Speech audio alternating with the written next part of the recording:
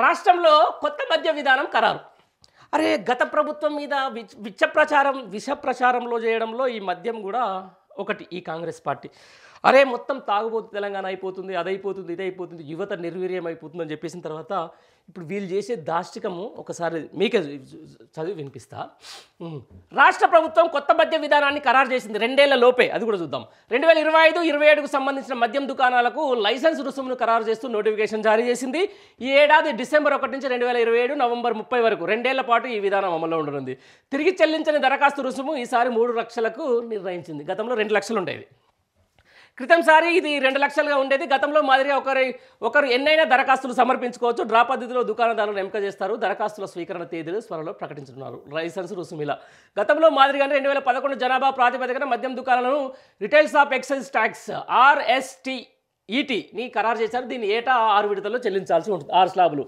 జనాభా 5,000 లోపున్న ప్రాంతాలకు 50 లక్షలు, 5,000 నుంచి 50,000 మధ్య ఉంటే 55 లక్షలు, 50,000 నుంచి 1,00,000 మధ్య ఉంటే 60 లక్షలు, 1,00,000 మధ్య నుంచి 5 లక్షల ఉన్న ప్రాంతాలకు 65 లక్షలు, వామ్మో 5 లక్షల నుంచి 20 లక్షలు ఉంటే 85 లక్షలు, 20 లక్షల పైగా జనాభా ఉన్న ప్రాంతాల్లో 1,10,00,000గా నిర్ణయించారని చెప్పేసి కూడా ఒక వార్త. డబ్బులు ఇక దంచుకోరిగా.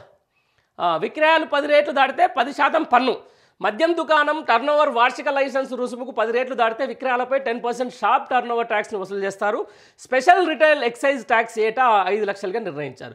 జిహెచ్ఎంసీకి అవతల 5 కిలోమీటర్ పరిధిలోని దుకాణాలు, జిహెచ్ఎంసీలోని దుకాణాల లైసెన్స్ రుసుమే ఉంటుంది. ఇదే నియమం రాష్ట్రంలోని మిగిలిన కార్పొరేషన్లకు వర్తించనుంది. మున్సిపాలిటీ లేదా సెమీ అర్బన్ ప్రాంతాల్లో ఈ పరిధిని 2 కిలోమీటర్లుగా నిర్ణయించారు.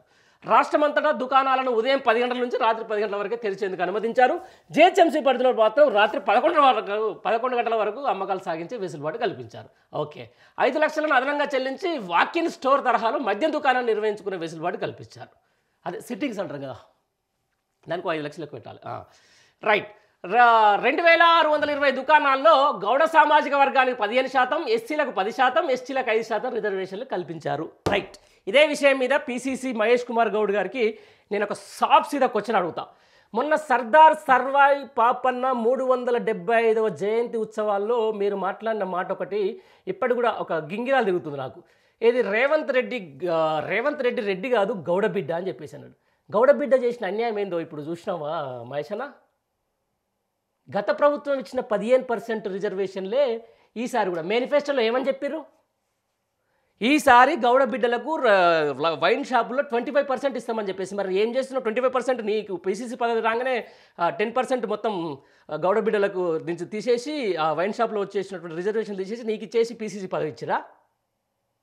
గౌడ బిడ్డ అని చెప్పడం అసలు రాష్ట్రానికి తెలంగాణలో అత్యంత గౌడ్లను ఈరోజు ఘోరంగా విమర్శించి ఘోరంగా వాళ్ళని తొక్కేసి జిహెచ్ఎంసీ పరిధిలో వాళ్ళ మీద కల్తీ కళ్ళు అమ్ముతున్నారని ఒక ముద్ర వేసి వాళ్ళకి ఇవ్వాల్సినటువంటి ఏదైతే ఎక్స్గ్రేషియా 5 లక్షల నుంచి 10 లక్షలు పెంచుతామని చెప్పేసి, లేకపోతే వాళ్ళని తాడి చెట్ల మీద నిలబెట్టి కళ్ళంతోవా పాలంతోవా కళ్ళెన్ని నీళ్ళెన్ని అని చెప్పేసి అవమానించిన రేవంత్ రెడ్డిని గౌడ్తోడు కూల్చినావు కదా మహేష్ కుమార్ గౌడ్ గారు.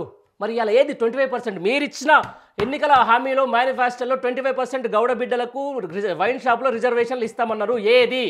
మళ్ళీ సేమ్ ఏదైతే గత ప్రభుత్వం ఇచ్చిన 15% రిజర్వేషనే కదా. ఇగో 2,620 దుకాణాల్లో గౌడ సామాజిక వర్గానికి 15%, గత ప్రభుత్వం కూడా 15% ఇచ్చింది. ఎస్సీలకు 10%, గత ప్రభుత్వం కూడా 10% ఇచ్చింది. ఎస్టీలకు 5% రిజర్వేషన్లు కేటాయించారు, సేమ్ అదే పర్సంటేజు. మరి మీరు మేనిఫెస్టోలో పెట్టినటువంటి ఈ గౌడ బిడ్డలకు 25%, గౌడలకు 25% వైన్ షాప్లో రిజర్వేషన్లు ఇస్తామన్నమాట ఏమైపోయింది మహేష్ కుమార్ గౌడ్ గారు అంటున్నా. సరే, మీరు రేవంత్ గౌడ్ ఏం చేస్తున్నాడు? మీరు రేవంత్ గౌడే కదా ఆడ కూర్చోబెట్టి ఎవరి మీద అయితే పోరాటం చేసిండో, ఎవరి పెత్తనం మీద పోరాటం చేసిండో, ఎవరి పెత్తనం సంబంధించిన దాంట్లో ఈరోజు ఒక అస్తిత్వాన్ని, గౌడ జాతికి ఒక అస్తిత్వాన్ని, ఒక ఆత్మగౌరవాన్ని నిలబెట్టిండో, సర్దార్ సర్వాయి పాపన్న జయంతి ఉత్సవాలన్న రోజు ఆయన ఒక ఈ గౌడ ద్రోహులను పట్టుకొని ఈరోజు గౌడ్గా పోల్చిన మహేష్ కుమార్ గౌడ్ ఈరోజు మాట్లాడారు. మరి ఎందుకు? రాష్ట్రానికి సంబంధించినటువంటి దగ్గర జనాభాలో 40 నుంచి 50 లక్షల మంది ఉన్నటువంటి గౌడన్నలకు ఈరోజు వైన్ షాపులో రావాల్సినటువంటి దక్కాల్సినటువంటి రిజర్వేషన్లు, మీరు మేనిఫెస్టోలో పెట్టినటువంటి రిజర్వేషన్లు ఇవాళ 25% ఇస్తామని చెప్పేసి మద్యం పాలసీ తీసుకొచ్చిన దాంట్లో గత ప్రభుత్వం ఇచ్చిందే ఇస్తున్న తర్వాత ఇక మిమ్మల్ని గౌడ బిడ్డలు ఎందుకు నమ్మాలి? మిమ్మల్ని గౌడ బిడ్డలు ఎందుకు ఓన్ చేసుకోవాలి? రేవంత్ రెడ్డి గౌడని ఎట్లా అంటే మేము ఎట్లా జీర్ణించుకోవాలి? దీని మీద ఖచ్చితంగా మాట్లాడాల్సిన అవసరం ఉంటుంది మహేష్ కుమార్ గౌడ్ గారు. ఏదో మీకేదో పీసీసీ పదవి వచ్చినట్టు, లేకపోతే ఆ పీసీసీ పదవి విలువ ఈరోజు వైన్ షాపులో ఇవ్వాల్సినటువంటి గౌడన్నలకు 10% వాల్యూనా? చెప్పండి. కొట్లాడతాం. ఓవైపు బీసీ కులగణన, లేకపోతే ఓవైపు కామారెడ్డి బీసీ డిక్లరేషన్కు తూట్లు, ఓవైపు గౌడన్నలకు పాట్లు, ఇంకోవైపు యాదవ బిడ్డలకు గొర్రెల పంపకానికి మొత్తం టోటల్గా అది కూడా లేకుండా చేయడం. ఇదా ఈ ప్రభుత్వం చేస్తున్న దాష్టికానికి పరాకాష్ఠలు? దానికి ఆయన రేవంత్ గౌడ్ అయిపోయాడు. ఖచ్చితంగా దీని మీద మాట్లాడాలి. దీని మీద మీరు మాట్లాడి ప్రతి గౌడ బిడ్డకు కూడా సమాధానం చెప్పాల్సిన అవసరం ఉంటుంది. రైట్. క్రితంసారి 2629 కోట్ల ఆదాయం. క్రితంసారి మద్యం దుకాణాల కోసం 1,31,490 దరఖాస్తులు వచ్చాయి.